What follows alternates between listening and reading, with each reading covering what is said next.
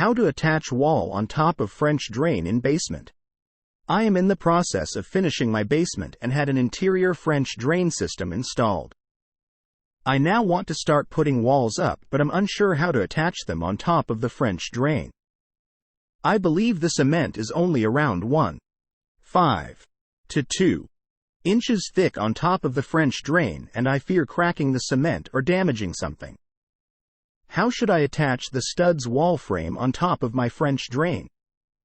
Can I really just shoot nails into the cement over the French drain, or is there something else I should do to prevent damaging it?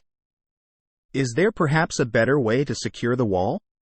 Question from user Michael at Stack Exchange. Answer: use construction adhesive and the occasional drilled fastener, such as concrete screws or plastic plug nails. Answer from user Isherwood at Stack Exchange: